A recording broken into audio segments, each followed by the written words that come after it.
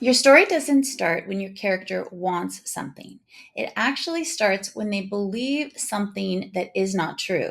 And from that moment on, that lie, the lie that they're telling themselves, shapes their choices. It also blinds them to what they really need, and it drives every bit of conflict in your story from that moment on.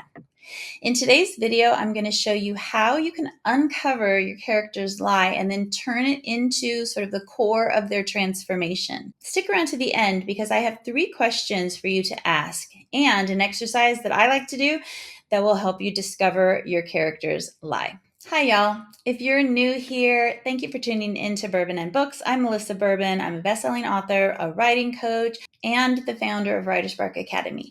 My first book was published by St. Martin's Press back in 2008.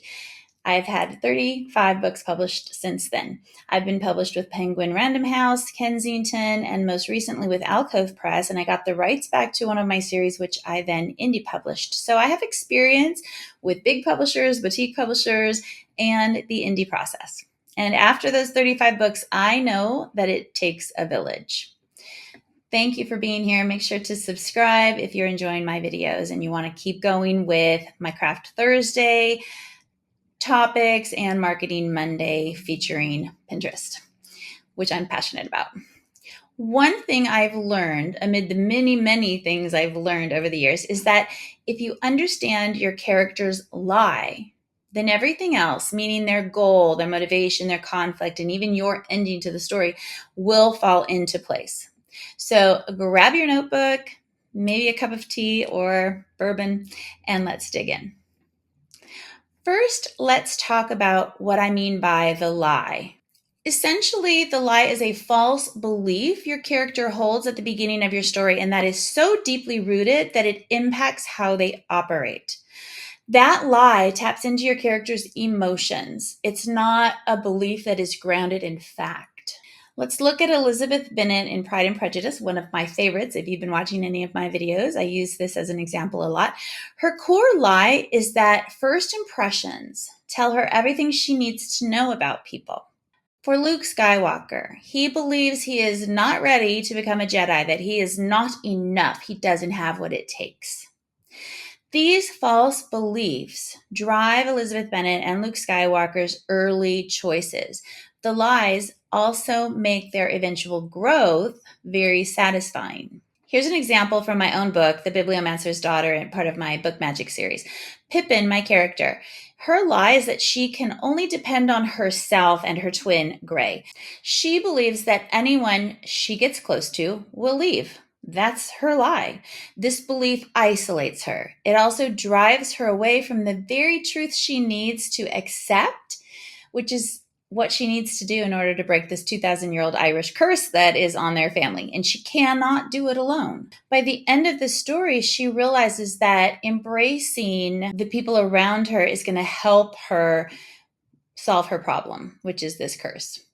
So the truth eventually replaces the lie, and that facilitates your character's growth.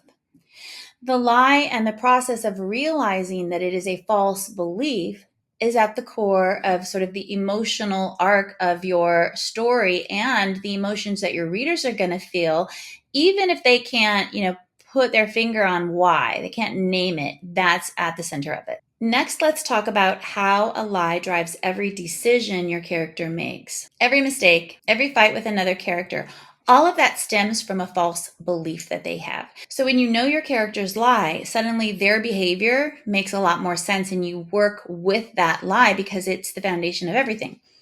Rowan, my main character in House of Spells and Secrets, believes that she has to carry everything alone. She thinks that asking for help is a weakness and that she doesn't have magic like her sisters, which makes her even weaker. So she hides her fear. She takes on too much in order to kind of overcompensate. And that lie contributes to the tension in every single scene. And this is what makes her human. Because haven't we all done that? I know I have. Haven't we all believed something that is so untrue about ourselves for way too long, and we let it get to us and like permeate our psyche, and then this false belief seeps in and influences our actions?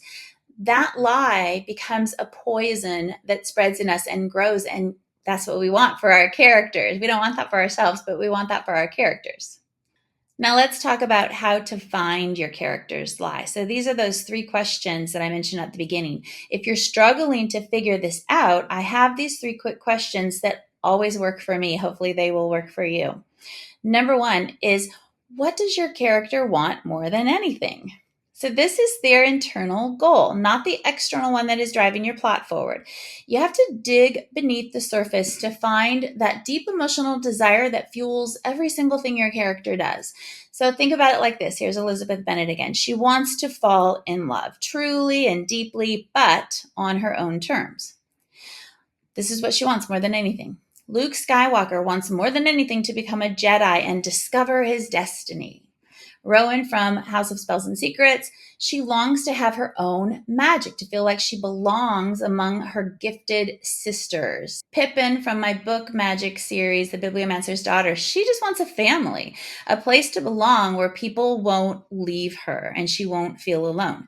Once you know the internal goal of your character, the thing that they want, everything else will begin to click into place. Okay, the second question to ask yourself is, what false belief keeps your character from achieving their goal, from reaching their goal? This, you guys, is their lie. The story that they are telling themselves that keeps them stuck. So back to Elizabeth Bennet. She believes she already knows who people are the moment she meets them. That's judgment. And that judgmental streak that she has blinds her to who people really are inside, especially to Darcy. So she doesn't see who Darcy truly is because she tells herself this lie. Luke believes he has to stay behind and be the farm boy and help take care of his aunt and uncle, and that he's just not ready to delve into greatness to become the Jedi that he wants.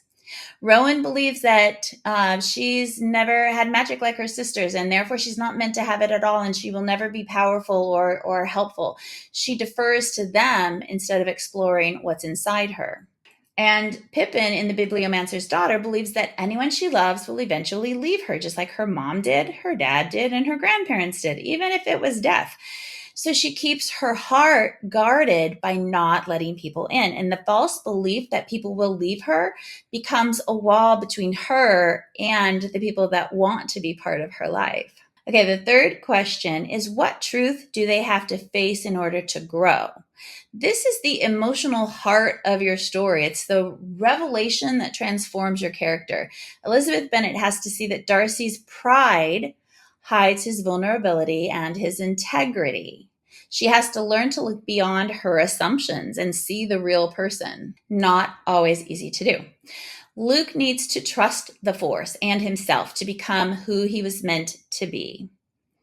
And then Rowan must realize that her magic is different. Yes, it's different than her sister's, but that doesn't mean it's not as powerful.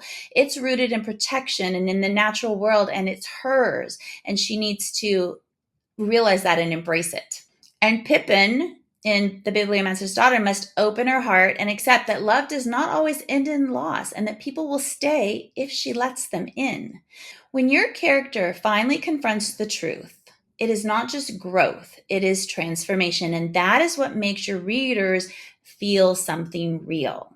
So when you can answer those 3 questions, what does your character want more than anything? What false belief keeps them from getting it? And what truth do they have to face in order to grow? When you can answer those 3 questions, you have your emotional blueprint, the emotional blueprint for that character. Now, here's an exercise that I like to do when I am trying to sort out my character's lie, because I don't always know it going in, right? Sometimes I have to think about it and develop it and dig kind of deep. I like to write a short journal entry as my character, starting with the phrase, I know this is true because. And then I let my character defend their lie. I make them dig deep, which forces me to dig deep. You have to go beyond the surface or the first reasons you come up with. I mentioned recently in a video that my son had an assignment when he was in college, and he had to come up with 100 ideas for an ad campaign. And the deeper into that 100 he got, the more original And the more unique the ideas became. It also became a lot harder, but that's because they weren't just this surface level stuff. So it's the same for an exercise like this. The deeper you dig into your character's beliefs, the more interesting the reasons are that you can come up with. And the way that they justify this lie, this false belief, is going to show you exactly what needs to break later in the story for them to have that transformation. It's kind of like therapy for your protagonist, and you're the therapist, but you aren't going to help them solve their internal issues right away, right? Because they have to suffer. They have to go through their hero's journey and have this transformative moment at the end. I really believe that the best stories are not about what happens to a character. They're about what a character believes before they change, and then watching that false belief evaporate as they become their true self.